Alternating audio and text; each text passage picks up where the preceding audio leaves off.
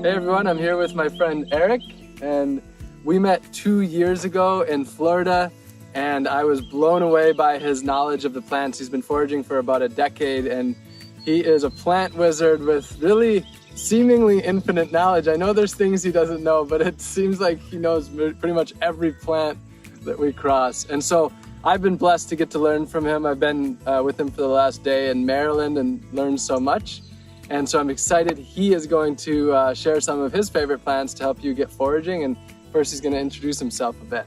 My name's Eric. I'm a plant lover, permaculturist, and an avid forager. And I'm just really grateful to be here with y'all today and share my top 10 wild edible greens for the Mid-Atlantic.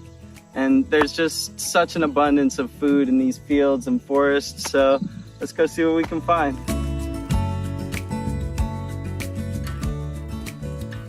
My number one all-time favorite wild edible green has to be Urtica dioica, or the mighty stinging nettle. There is a native North American species as well, Urtica gracilis, and also Laportia canadensis. I love it for so many reasons. It offers all kinds of amazing medicine. Its flavor is incredible. It can be absolutely prolific in the wild, and it's very easy to cultivate for those of us who are gardeners. Not to mention it'll grow in full shade underneath of black walnuts for the permaculturists out there. It can be made into dried green powders or blended up into pestos, or it can also be steamed and sauteed. Any kind of heat will deactivate the stinging hairs and make it edible. But yeah, definitely my number one all-time favorite has to be stinging nettle. So number two on my list of wild edible greens has got to be chickweed. This is another great friend to really connect with and bring into the kitchen. So this is Stellaria media. Common name is chickweed. And I love this one because it's pretty easy to identify. It has these really cute little star-shaped flowers on it and opposite leaves. It's really cool and juicy, and the flavor is really awesome. It's one that I do like to cook because it's a little bit higher in the oxalic acid department, but it also makes a great pesto and can be dried into powders. So yeah, I would definitely say number two on the list is chickweed, and keep an eye out for this one in the spring and fall. It'll disappear in the summer. So number three on my list is lamb's quarters. This is one of the first friends that I really got tuned into when I was first starting to eat something wild every day. The Latin name is Canopodium alba, and it's just an absolute superstar from the spinach family. It's one of the most nutritious plants on earth. It's also one of the highest wild greens in oxalic acid. So this is one that I definitely like to cook it up. I like to steam it, boil it, pan fry it, anything to help cook out and denature those oxalates. But after that, it's an absolutely flavor-packed, incredible edible. This is one that should be in all the 4-star restaurants, and it should definitely be on everyone's plate. So Canopodium alba, lamb's quarters, number three. Number four on my list is definitely dandelion, Taraxacum officinale. This is one that most everybody's probably already familiar with. It is an absolute incredible edible. The leaves are great in salad, but they can also be boiled to remove some of the bitterness if you're not into that.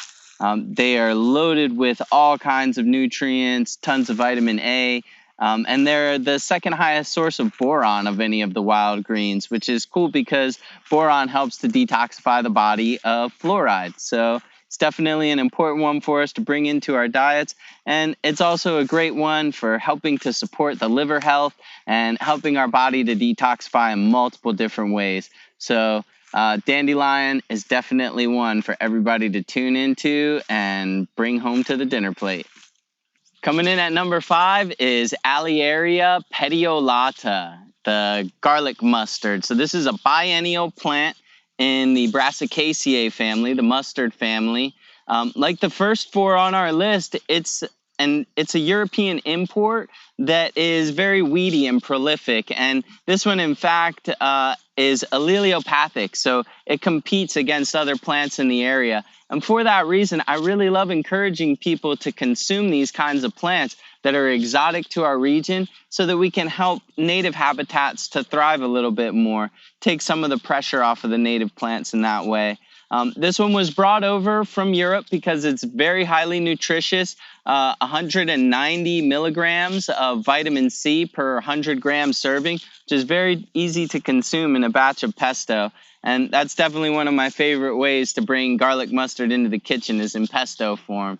It also makes a great cooked green, sauteed, or even steamed up, or you can boil it when it gets older to take some of the bitterness out. So yeah, definitely number 5 on the list is Alliaria petiolata garlic mustard. So number 6 on our list is basswood. This is the American basswood, Tilia americana, and this is a native tree in the mallow family. And I love this one because we don't get to eat a whole lot of tree leaves, and this one is so mild and has such a nice flavor that it can actually be the basis for a salad. And I love greens that we can eat raw. It also makes an excellent green powder, makes fantastic sauteed greens, steamed, any way that you prepare it. Basswood is absolutely incredible. And the leaves also have this nice kind of mucilaginous quality to it that I think really helps to keep us hydrated in the summertime and also makes for a wonderful tea when we've got a sore throat. So yeah, definitely number 6 on the list is basswood, Tilia americana. So for number 7 on our list, we have another tree leaf. And this is one that I bet a lot of you are already familiar with because it is world famous for its berries. And of course, we're talking about the mighty mulberry. So in the mid-Atlantic, that would be either Morus alba, which is the Asian species, or Morus rubra, which is the native one.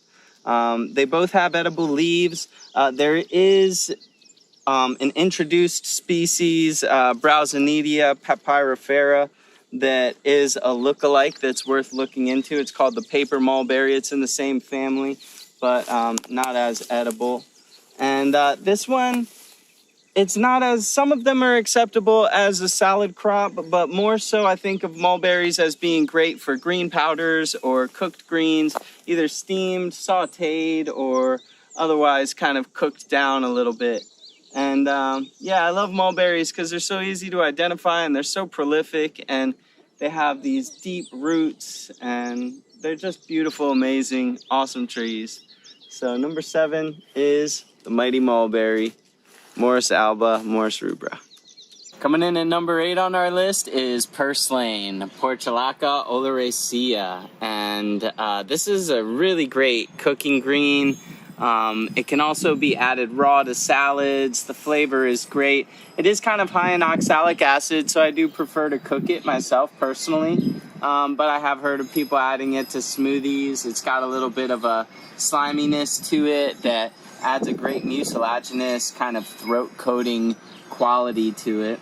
And one of the other things that's amazing about this plant is its remarkably high omega-3 fat content. So this is a great source of omega-3 fats from a local wild, plant-based source. So yeah, definitely, let's say number 8 is Portulaca oleracea, purslane. So number 9 on our list is Asclepias syriaca. This is a native perennial that grows in open fields all throughout the country. This one is absolutely incredibly delicious. It's important to boil this one twice because it does have cardiac glycosides known as cardinalides in it that are pretty toxic. So I like to boil it in 2 changes of water. Another thing to be aware of with this plant is that it looks very similar to another native that is poisonous, and that's dogbane. So this is the dogbane right here, and you can see that they obviously grow in the exact same habitat. And so superficially, it can be difficult to tell the 2 apart, but when you get into the core of it, you can see the inside of the milkweed is hollow. where the inside of the dog bane is solid. And so that's a very key distinguishing feature that makes it easy to tell the two apart. Asclepias syriaca, number 9. Coming in at number 10 on our list is the mighty Bidens, beggar's ticks, Spanish needles, and with this one we'll go ahead and say the entire genus. As far as I know, every species is edible. Some are definitely better than others, I've noticed. This one in particular is Bidens frondosa, and this one is a great weedy summer superstar. It's in the aster family and has a little bit of kind of bitter sappiness to it, so I do prefer to either boil or steam it before using it for pesto. But an absolutely incredible cooking green, loaded with nutrition, and also has a medicinal component to it as well, being very popular as a gentle but effective antibiotic. So yeah, and the common names beggar's ticks and Spanish needles are a reference to the seed. And so that makes these very easy to identify, and you'll see them all over the place once you start looking for them. Number 10, Bidens. So thanks so much for taking the time to get to know my top 10 wild edibles for the Mid-Atlantic. And wanted to give a special shout out to definitely Rob Greenfield and your team. Thank you so much. Definitely want to give a lot of love to the folks at Meta Creative for helping me with all this filming and putting together all the shots and scenes, and just making this whole process so much more approachable for me. Thank you for your help and patience. And definitely wanted to give thanks to the Reed Center in Middletown, Maryland, Chesapeake's Bounty in St. Leonard, Maryland, and Plant Path Nursery in Knoxville, Maryland, are hosting some of these video segments. And yeah, so thanks so much. Peace. I hope that you got a lot out of this video and can now implement these things into your life. Eric is a plant educator, an earth lover, and a permaculturist with so much knowledge to share with us. Check the links in this description to follow him. And make sure to subscribe to this channel where there are many more inspirational and educational videos to come. I love you all very much and see you again real soon.